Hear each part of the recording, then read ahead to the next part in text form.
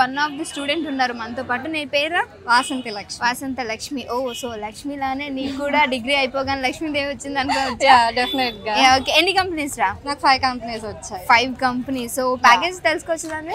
నా highest package వచ్చేసి 6.5. 6.5 ఇక్కడ మెన్షన్ చేయలేదు కానీ హైయెస్ట్ నాది 6.5. సో ఎన్ని కంపెనీస్ అన్నారు? 5 కంపెనీస్. 5 కంపెనీస్.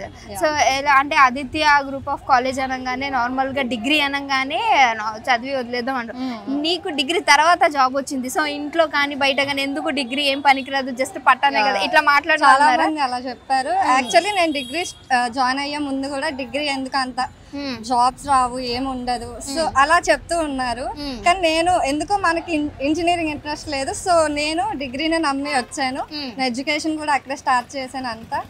సో నేను నమ్మి వచ్చింది కాబట్టి నేను హార్డ్ వర్క్ చేశాను. సో 5 కంపెనీస్ నా హార్డ్ వర్క్ వల్ల వచ్చింది. Okay, Aditya degree college faculty so ఎలా మీకు ఎలా ఎంకరేజ్ చేశారు? నాకు యాక్చువల్లీ ముందు మనకు ప్లేస్మెంట్స్ కావాలి అంటే ఫస్ట్ కావాల్సిన CRT, campus recruitment training. So first మా సిఆర్టీ సార్ చాలా సపోర్ట్ ఇచ్చారు మాకు. ప్రతిదీ ఇప్పుడు మేము ఏమైనా తెలుసుకోపోయినా ఏమన్నా కావాలన్నా ప్రతిదీ చాలా సపోర్టివ్గా ఉన్నారు.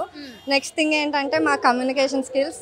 యాక్చువల్లీ నేను మీడియం టు హైలోనే మ్యాక్సిమం కవర్ చేసుకుంటూ వచ్చాను నా కమ్యూనికేషన్ స్కిల్స్.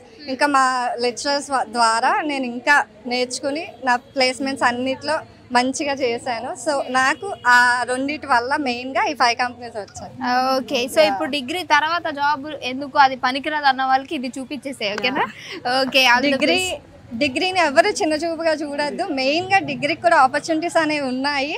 సో బీటెక్తో కంపేర్ చేసుకున్నా కూడా మనకి డిగ్రీతో మెయిన్ ఆపర్చునిటీస్ ఎక్కువ ఉన్నాయి. సో డిగ్రీని మెయిన్గా చూస్ చేసుకోవడానికి ప్లాన్ చేసుకోండి. Thank you so much.